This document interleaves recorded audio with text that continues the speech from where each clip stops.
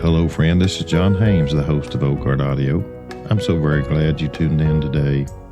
Have someone in mind that might enjoy listening to the show, especially a young person that needs to hear a conservative message. Tell them how to subscribe or send them to the About page. This will provide methods of subscribing to the show, and that is www.oldguardaudio.com/about. Let me know what you think of the show. Send me an email at john@oldguardaudio.com. And I'm praying that God will richly bless you and yours. Thank you again. This is John Hames. The divide between the guardians of our society and those they serve seems wider now than it's been in my lifetime. But no one can doubt being a law enforcement officer is becoming increasingly dangerous. Ferguson, Baltimore, Baton Rouge, Dallas, Milwaukee.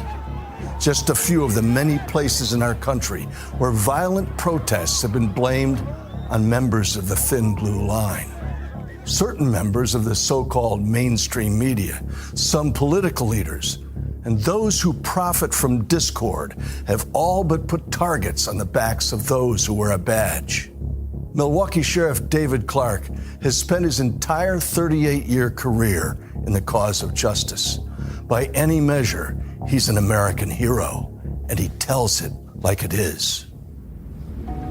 When you look back at the time that I was growing up, Milwaukee was a middle-class city, a lot of industry, a lot of jobs, a lot of well-paying, family-supporting jobs. And then when the industrial economy started to leave, replaced by the tech age or the information age, all that industry went away. Milwaukee became a Rust Belt city. So you're losing all this, that's the middle class. That's the foundation of a strong community, a strong society. And that's been replaced, especially in the black community, by the single parent household and all of the things that have fallen off from that have been devastating for Milwaukee. So what that meant was we were putting more on the backs of the police.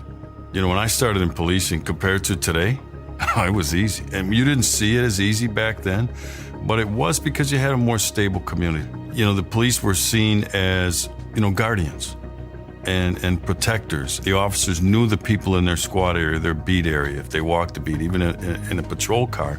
So there was a connection. There was a familiarity. You didn't have the single parent ratio that we have today. 70% of black kids are born into a single family home, 70%. When I grew up as a kid, first of all, you know who my first authority figure was? My dad. And my dad demanded discipline of me. Demanded. He didn't ask for it. Demanded it. He taught me how to respect authority. So when I left the house during the day and I went to school, in grade school, you know who became the authority figure? The teacher. They were an authority figure. And so when I looked, I saw my dad. I said, that's the authority figure.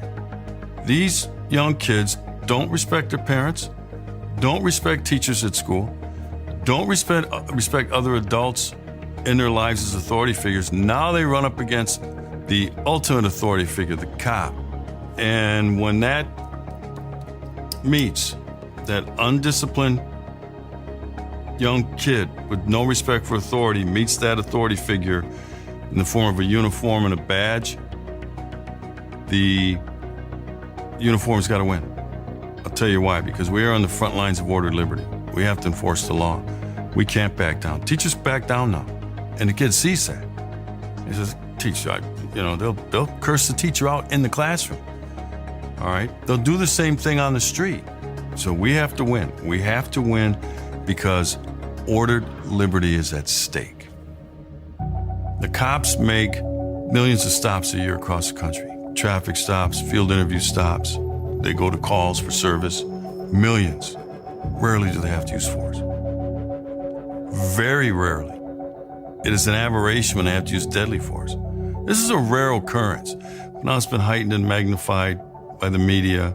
This is a breakdown of the underclass society. But that's the heavy lifting. It's easier to just slam the police. We're on the front lines. We're the most visible symbol of government in the community. It's not the elected official. They're rarely seen, right? Cops are there every day. Cops have to deal with some unpleasant things for people, so we're an easy target.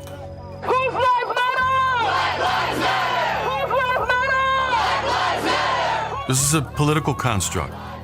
This has nothing to do with black lives. It's an ideology. It's a dangerous, hateful, destructive ideology. And it is a very anti-police ideology. Pigs in a blanket, fry like bacon. Pigs in a blanket, fry like bacon. These are purveyors of hate toward the American police officer. Our city is taking our streets back. Your badges no longer scare us. Our city is behind us. Hey, Baltimore! This is now being presented as the symbol of the new civil rights struggle. Compassion for criminals. We've gone from Rosa Parks, who was an icon in the civil rights struggle, Emmett Till, Dr. Martin Luther King, and others. We've gone from that to Mike Brown, to Eric Garner, to Freddie Gray, to Sandra Bland. Those are icons in the civil rights struggle? No, those are criminals engaged in behavior that contributed toward what happened to them at the end. That's what bothers me more, is that, wait a minute. No, we've come a long way in the civil rights struggle. There was a time, and it wasn't that long ago, it was difficult for blacks to vote. There's an ugly chapter in this country. We don't have that anymore. What can we do to keep this going, this civil rights struggle, as a political construct? So now you got to resort to criminals. And I say, man, how did we fall this far this fast? From Rosa Parks to Mike Brown. The only way you know about this movement or what they claim is happening is through the media. The media knows better. This stuff has all been debunked. That we kill more young black males in police interactions than any other race. It's not even close. It's not even close. If it were close, I'd say, well, it's a coin flip. By a 2-to-1 margin, more white males are killed in police interactions than black males. 2-to-1. It's not even close. The media's role really should be responsible reporting. Look at the data, look at the research, and say, hey, they're making this claim, but it's all emotion. I understand it's the emotion out of these things. But here's what the research shows. They won't print that, then they won't tell that side. I need a supporter or someone who doesn't support them. I simply report on Black Lives Matter. Do you condemn the anti-police rhetoric coming from this hateful ideology? As a journalist sitting here on television, I don't have to condemn anyone, anything. That is something that you should ask other people around the country. I condemn their them jobs to condemn just them. like I condemn the hateful ideology out of groups like the KKK. All right? I condemn it. This has fueled and fanned the flames of this anger toward the American police officer. There's only one group in America, one time, that truly cares about the lives of black people in these urban ghettos. And it's the American police officer who goes down there on a daily basis, puts their life on the line to protect who? Black people. And I've been all across this country talking to cops. I say cops, I'm old school. I'm a cop. I'm a career cop. As I tell people, I'm a career cop. They're beleaguered right now. We didn't get into this to die, but we volunteered and we're willing to make that sacrifice. That's why I call it the ultimate sacrifice. We're willing to do that to make our community safer. However, we got to know it's worth it. These men and women are leaving behind spouses, children, siblings, parents, and they want to know, hey, this was worth it. So when I see what's going on today, and I go to the Law Enforcement Officers Memorial Wall in Washington, D.C., I stand in the middle of that plaza, and I say to myself, what must they be thinking? 20,000 names of law enforcement officers killed in line of duty, and I'd say, what must they be thinking with all this stuff going on now? This constant slamming of the police, defaming us, mischaracterizing us, slandering us. If you lost a sibling, if you lost a spouse, if you lost a son or daughter killed in a line of duty as a cop, what must you be thinking? Their sacrifice was in vain. I know cops. Cops are good people. Are we perfect? Not by any stretch of the imagination. Are law enforcement agencies perfect? Not even close. Being imperfect is part of the human condition. You know what I expect from my people? I send them out every day, and they know it. Excellence, not perfection. Excellence. And from law enforcement officers all across this country, we get excellence. Hopefully, our next president will be the kind of leader who sets an example of respect for those who protect and serve in uniform, and who admires them as much as I do. For Frontlines on NRA News, I'm Oliver North.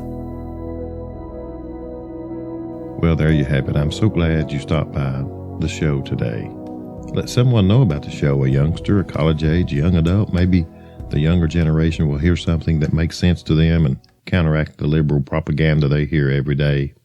You can help with the cost of producing the web host and the file storage at no cost to you. Just check out the Amazon links on the webpage, oakguardaudio.com. If you make any purchase using those links, regardless of what item is being displayed, just click on the Amazon link and make a purchase that you need around the house.